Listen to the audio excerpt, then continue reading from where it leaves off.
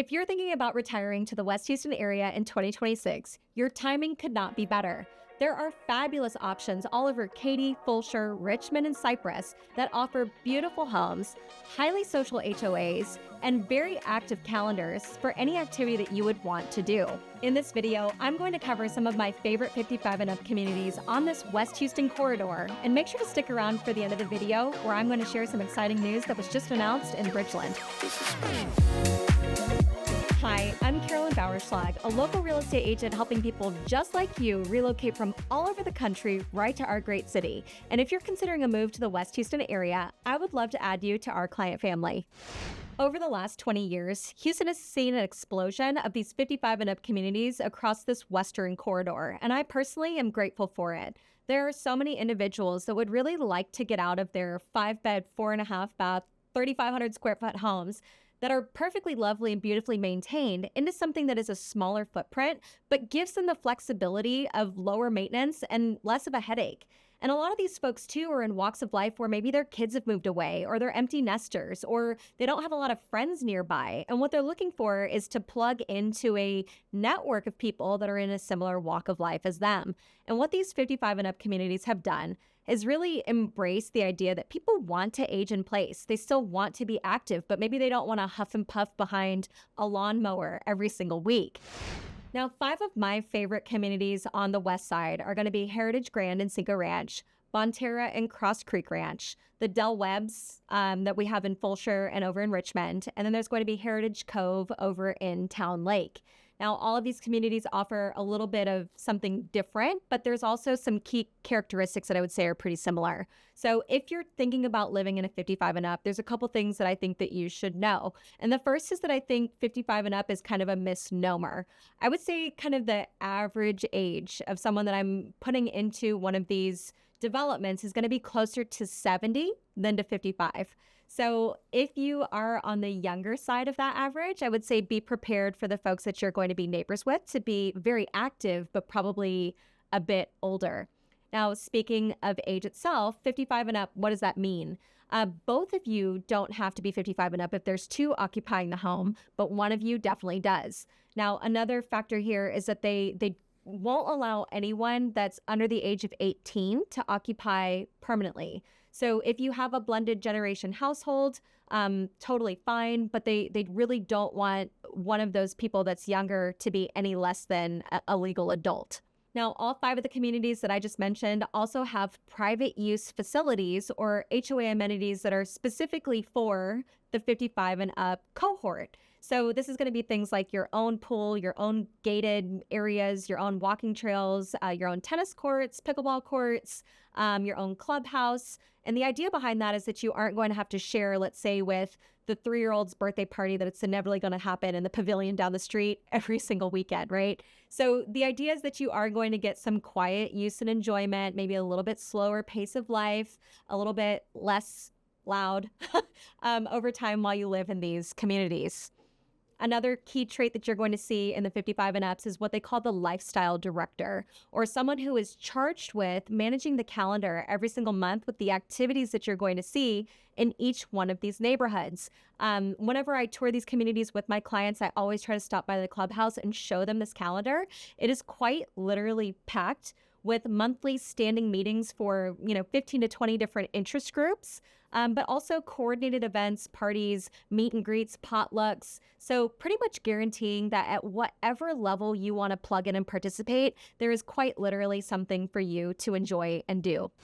So my first and kind of favorite 55 and up community is going to be Heritage Grand at Cinco Ranch. Now, I'm a little bit biased. I drive by Heritage Grand on my way home quite literally every day, and it's kind of one of the OGs on the West Houston corridor. Most of these homes in Heritage Grand were built in the early 2000s, and they were these little cupcake village builder homes. You're not going to get a home that's much larger than about 2,600 square feet. That's going to be one of your biggest formats. I would say most of them are right around 21-ish, 2,200-ish square feet. Prices are pretty reasonable too. On the low end, you have 2-bed, 2-bath townhome style homes where you just have one neighbor, kind of like a duplex, that are around $280. And right now, within the last year, the upper end is closer to $480,000. Now, what's great about the homes in Heritage Grand are that there's kind of uniformity in the way that they look. You've got a lot of brick siding homes, very low maintenance.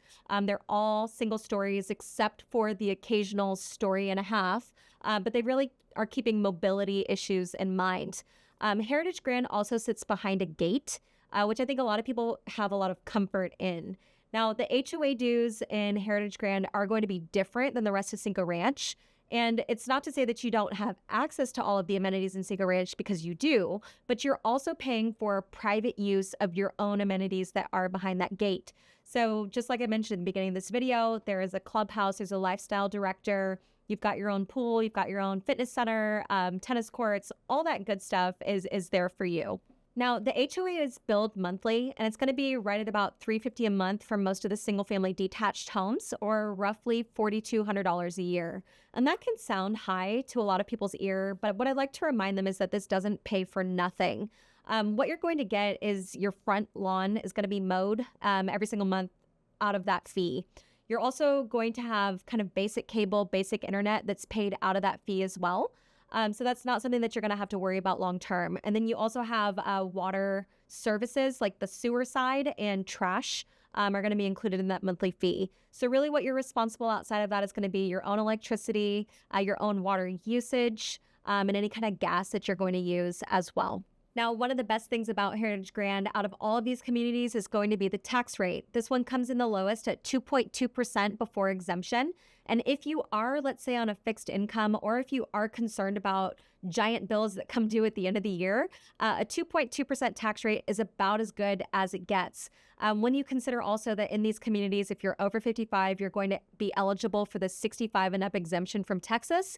Between your homestead and the 65 and up exemption, your taxable value can actually be brought down by $200,000. So I would say affordability between price point and tax rate are extraordinarily attractive in Heritage Grand. My next favorite community on the west side for 55 and up is going to be Bonterra at Cross Creek Ranch. Now, Bonterra is largely built out by Taylor Morrison, and these homes were starting to be put on the ground in 2017, and they just completed a few months ago in 2025. And I would say that there was a lot of thought put into making Bonterra very walkable and also feel a lot more separated than Heritage Grand. So Heritage Grand, I would say, is a little bit more compact, and it's definitely smaller than what we got in Bonterra. But Bonterra has a bunch of little gated sections all over. There's a lot of different waterways that you could walk around, a lot of water view properties. And there's high variation, I would say, in the size of the home and the prices of the home as well. So you have something as small as like 1,350 square feet all the way up to something that's 3,000 square feet. If you don't want to give up your 5,000 square foot home quite yet. And the prices range anywhere from about $285 all the way up to north of $800,000. Now, similar to Heritage Grand, Bonterra is all gated. So your HOA dues are going to give you the private use of not only your amenity center, but also you're not going to get a lot of through traffic behind the gate on your individual streets. Bonterra's dues have gone up since they opened, but they still are lower than what we're seeing over at Heritage Grand.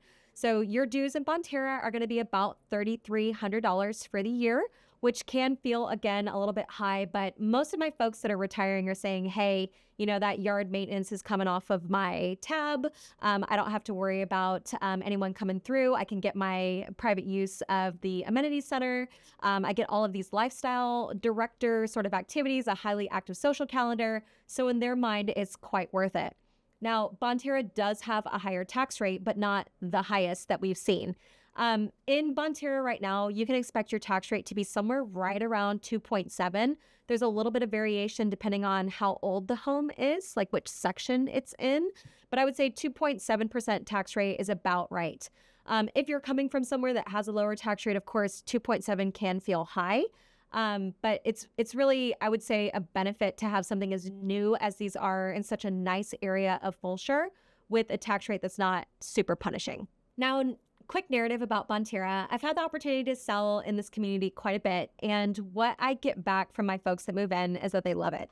They say that they plug in right away, that they feel very much like if there's any interest that they have, there's someone else who also shares that interest. And I've also heard that neighbors are extraordinarily helpful. So like they'll call each other if someone leaves their garage door open, or there's potlucks on your individual street that you might want to be a part of, or your back fence neighbor might call and introduce themselves because they heard that you're just now moving in, right? So there's very much, I would say, a close-knit community feel that my clients have told me that they've really appreciated as they moved in as new residents.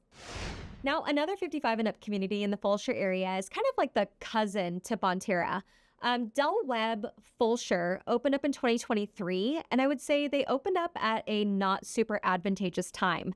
Webb announced that they were opening up almost a full year before they started putting homes on the ground. And they opened up, if you kind of dust off your memory, into the post-COVID sort of collapse in buyer enthusiasm. So when they made their announcement, everyone was super excited. They made all these wait lists. They were like, everyone's going to want this house. And they were actually starting to price their homes extraordinarily high. And then when they opened, kind of as they were putting their homes on the ground in 2023, the market sentiment had soured. And so what we've seen is Webb maybe didn't get like the rocket launch start that it was expecting. But the homes in general, I would say, offer a lot more value for each individual dollar than what you can get in Bonterra. Now, the reason for that is that you are also getting less. So this Webb community is, I would say, significantly smaller. And all of the homes individually are going to be much smaller as well. So in Webb, you can get something as small as 1,200 square feet. And really like the midpoint over here is going to be about a 1,400 square foot home. It's probably going to be a 2-bed, 2-bath. And that kind of midpoint median price is about $325,000. Now, the dues in Webb are also less expensive. So you are getting less and you are paying less in the form of your HOA dues. In 2026, they are $2,600. Now, the devil's always in the details, right? Webb Fulshear does come with a very significant tax rate. As of right now, in 2026, that tax rate is 3.13%. And that is, of course, before exemption. But you're talking about easily a $10,000, $12,000, $13,000, $14,000 tax bill, whereas just across the street over in Cross Creek Ranch, your price might be a little higher, but your tax assessment is definitely going to be lower. Now, another oddity about Webb that I think is kind of hard to Google is that they have more along the lines of what we call a zero lot line setup, where the side of your house is actually your property boundary and you're not necessarily going to have a fence that separates you and your neighbor. Now, Webb, like on every back fence, is going to have like that low kind of 5-foot iron fence, or it might be even like 4-foot iron fence. But on the left and the right side, you might not have a fence at all. So like if you have a dog, or if you just don't want to look at your neighbor, or if you don't like the way that someone landscapes their yard right next to you, like you may not have like the separation that you're looking for. What's the joke? Good fences make good neighbors, right? I personally wouldn't want to look at everyone that close on my left and my right. So if that's important to you, Webb might not be the right fit, and you might have to go look over at Cross Creek Ranch. Now, Cross Creek Ranch, to my eye, does not have the zero lot line situation. You do have a proper good neighbor wooden fence on your left and your right side. Now, the popular 55 and up community in Richmond, if you're headed out that way, is going to be Webb Richmond, or sometimes called Webb Sweetgrass. Now, this is the least expensive of the bunch, and I would also say it's kind of like the one that's in the farthest reaching corner of our Houston metro. So if you think about Richmond, sometimes people think that it's like 1093, West Park Toll area. This is actually at 59 South on the west side of the Grand Parkway. And in my mind, that's more along the lines of Rosenberg-ish area. So if you're considering that spot, I would say it is less expensive, largely due to location. As of right now, prices range anywhere from $250,000 all the way up to $600,000, which is a rather wide range. And this is a pretty big community. It was developed from about 2011 all the way through about 2020.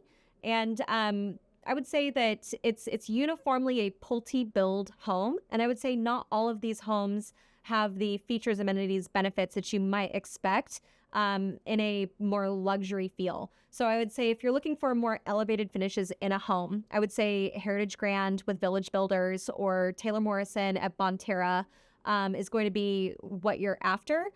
Del Webb is developed by Pulte, and they just give you the option to have less. Now, that does give you the opportunity, of course, to manage your budget a little bit better, which is very attractive to a lot of folks. Now, speaking of managing a budget, the tax rate over in Del Webb, Richmond, Sweetgrass is also pretty favorable. Before exemption, it's right at about 2.47. So if you're on a $250,000 price point, you could have a very low $5,000 tax bill, which is not a bad place to be. Now, similar to the Del Webb in Fulshear, the Del Webb in Sweetgrass has a very strange iron fence or no side fence situation. So be prepared again to look directly at your neighbor kind of at all times. And I would say, as the agent, when I hear people say, hey, I was considering Del Webb, I'll always bring that up to them and they'll say, ooh, I don't know about that. So again, that's not something that's super visible when you look through each individual MLS listing, but that is something that I would say is a deterrent for some folks considering the area. Now, the last major 55 and up community that comes to mind on the West Houston corridor is going to be Heritage Cove over in Towne Lake. Now, if you've watched any of my other videos before, you know that I think that Towne Lake is very expensive, and that's still true. Towne Lake is a premier community that was built to kind of offer folks access to waterways, right? So a lot of these properties are going to be near or on the water, which is desirable to a lot of folks. So what I would say Towne Lake did really well in their 55 and up is they did manage the monthly dues. So the monthly dues I was expecting to be kind of outlandish, but they are limited to $300 a month, which puts you right at about $3,600 a year, which is definitely not the most expensive that we've talked about, right? So what they do have are gated facilities. They've got a patrol person. They've got your front yard maintenance. So you're still getting a lot of benefit from those monthly dues. Now, the price points that are available in Heritage Cove are pretty wide. They're very similar to Bonterra Cross Creek in that they go from about $350 all the way up to about $850. So there really is something for everyone. Now, one thing that I like about Towne Lake's development is that they engaged a lot of different builders. So when you drive through the area, there's not quite that sameness or the homogeneous sort of look to each individual home. You've got a little bit more architectural interest in each individual property. So if that's something that's important to you, I would say you would find it over in Heritage Cove. They also did, in my opinion, a lot of really nice high-end individual listings, even on a very small footprint. So if more of that luxury feel is what you're after, I would say Heritage Cove is a good one for you to look at. Now, Heritage Cove does come with some of the highest capitalization fees that I've seen. And think of a capitalization fee as like your initiation dues into getting into these 55 and ups. All of these communities have them to some degree, but Heritage Cove's is pretty significant. So you're going to pay basically 0.5% of the value of your home plus $1,000 plus a full year of HOA dues up front plus like a 2-month deposit for your monthly dues, which is quite a chunk of change on your way in. Now, one sort of surprising benefit of this 55 and up community for Heritage Cove is that the tax rate is a bit lower. The tax rate in general was about 2.4. It was a little bit lower and a little bit higher depending on what specific little pocket you were in. But 2.4 tax rate, I would say, is highly attractive, and it's actually our second lowest out of all of the bunch. So if managing an annual tax bill is important to you, I would say you can definitely do that over in Heritage Cove at Towne Lake. Now, I promised you some exciting news about Bridgeland, and Bridgeland just 2 months ago announced that they are opening their own Del Webb at the end of 2026. Now, this is a huge win for Bridgeland because there are people that would cut off their right leg to have the amenities and the benefits and all of the beauty of Bridgeland, but they've never had a 55 and up. So this to me is long overdue. Bridgeland is in essentially its 20th year of existence. I'm personally glad to see it. Wish it would have come in a little sooner. But the Bridgeland Del Webb is coming. Now, if you go to their website right now, what you'll see is it says prices coming soon, and that's pretty typical. I would say that they are going to just kind of time the market and see how aggressive they can be with what they're going to put on the ground. And similar to the other Del Webbs, I would say that you can expect kind of that goofy fence system. But, you know, to each their own. This will be developed fully by Pulte Homes, and I like Pulte as a builder. You can opt into a lot, but Pulte also does let you opt out of a lot to manage a budget. Now, keep in mind that Bridgeland in general, across all of the different sections of Bridgeland, has an elevated tax rate. Even after 20 years, kind of your lowest tax rate in Bridgeland is going to be right at about 3%. so I'm not really expecting much better for brand new construction in Bridgeland on the west side of 99 for Del Webb when it opens at the end of the year. If you're thinking about moving to the West Houston area, I would love to be your realtor. I've helped hundreds of people just like you find their place here in Houston. If you'd like to connect, make sure to check the description below where my contact information is available. And if you found value in this video here today, make sure to click the link below and subscribe because we put content like this out every single week. See you soon.